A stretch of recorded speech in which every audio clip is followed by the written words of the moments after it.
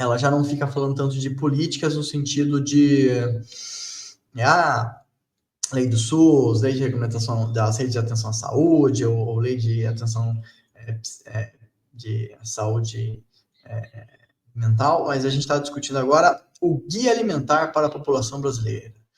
Esse Guia Alimentar para a População Brasileira, que é pouco discutido, na minha opinião, por alguns médicos, outros lugares é muito discutido, né, nos centros universitários e residências de medicina de família é muito discutido, mas quando a gente pensa em discutir isso em alguns consultórios mais particulares e tal, as pessoas acabam discutindo mais vídeos de YouTube do que o Guia Alimentar para a População Brasileira, que foi um documento bastante trabalhado, profissionais de altíssimo nível, um gasto muito grande de imposto público, e que muitas vezes as pessoas preferem usar o guru da internet do que o Guia Alimentar para a População Brasileira, sendo que ele é de acesso livre aí pela rede e pela internet. Vamos lá. Então, ele é um documento oficial que aborda os princípios e as recomendações de uma alimentação adequada e saudável para a população. Lembrando que quando a gente propõe um sistema público de saúde, as pessoas precisam colaborar. Se elas não comem bem, ele não funciona. Então, esse documento foi super importante na busca de fazer com que as pessoas comessem melhor e você reduzisse obesidade, reduzisse hipertensão, diabetes, questões nesse sentido, e até mesmo sedentarismo. Então, ele tenta combater aí doenças através de uma melhora alimentar, né? Configurando-se como um instrumento de apoio às ações de educação alimentar e nutricional no SUS e também em outros setores. São ações apontadas pelo guia. Então, aqui, sem conhecer um pouco do Guia Alimentar para a População Brasileira, recomendo a leitura, uma boa leitura, uma boa instrução, e ajuda a gente a ter uma coisa mais baseada aí em algo mais de estudo do que apenas gurus de internet que falam que você não pode comer, sei lá, glúten porque glúten mata. Então, fica complicado, uma coisa assim tão parcial, né? Parece que a pessoa é contra a indústria do pão. Então, em vez de procurar o guru da internet, vale a pena essa leitura. Vamos lá. Então, vou de baixo para cima, vai? Vamos fazer de D até a A. Vamos fazer para ficar diferente das demais. Letra D. Diminuir o consumo de leguminosas e produtos de origem animal. Então, é para falar as que são apontadas. Não, diminuir o consumo de leguminosas não me parece algo razoável. Você deveria aumentar o consumo de leguminosas. Então, não, letra D está incorreta. E, aliás, se você diminuir o consumo de leguminosas de origem animal, você está reduzindo muito a quantidade de proteínas. Já que leguminosas aqui, a gente vai estar citando, na verdade, lembrando aqui, né? Às vezes a gente fala leguminosas, a pessoa está pensando aí no que a gente chama de legumes, né? Leguminosas, pensem em feijão, ervilha, soja. Então, pensando aqui, se você vai reduzir de origem animal e leguminosas, cadê a proteína? Então, não. Sim. Vai ficar só ovo e leite? Então, não. Não é para diminuir o consumo de leguminosas e produtos de origem animal, não. Não é isso discutido. Leguminosas, inclusive, orientado a se manter uma quantidade alta. C. Aumentar a atividade física e o aumento de consumo de alimentos processados. Então, lembre-se da divisão: alimentos in natura, alimentos minimamente processados, alimentos ultraprocessados.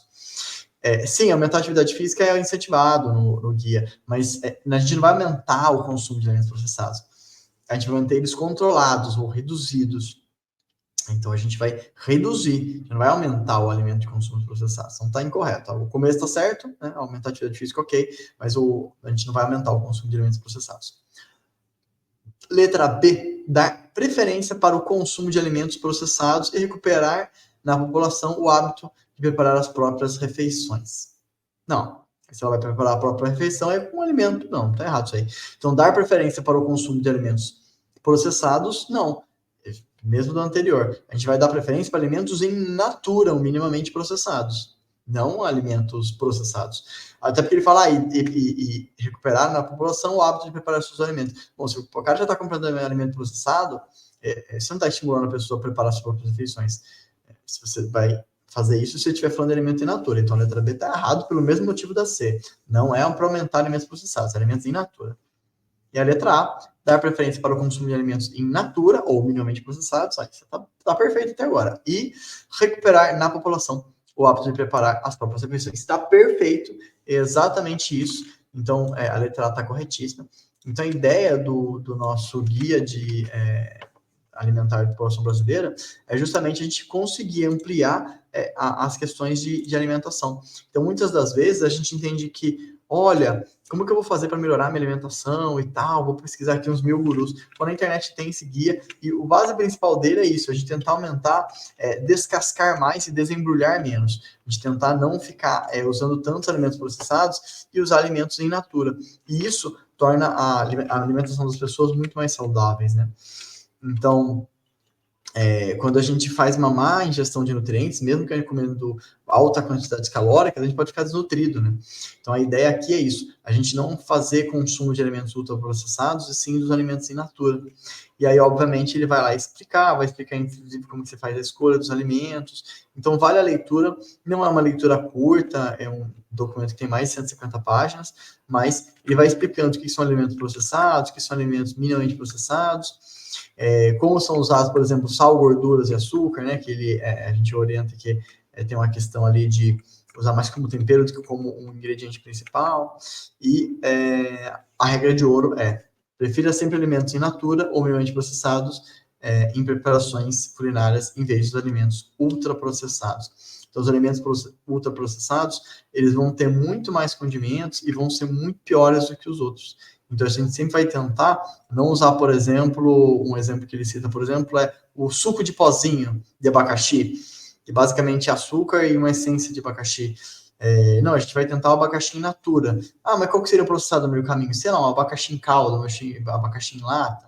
Então, sempre tentar o alimento in natura, em vez de tentar um alimento que tenha sido processado.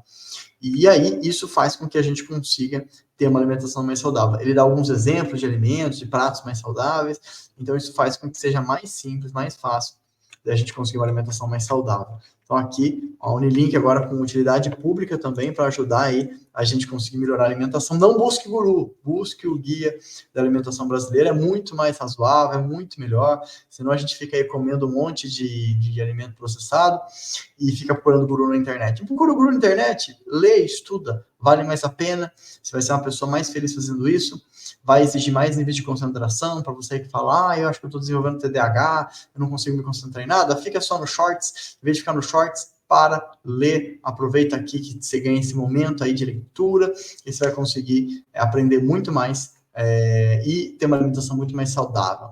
Combinados? Então, o link sempre ajudando você a acertar as questões de residência, aprender sobre saúde e também ter uma saúde melhor. Estamos aqui para isso.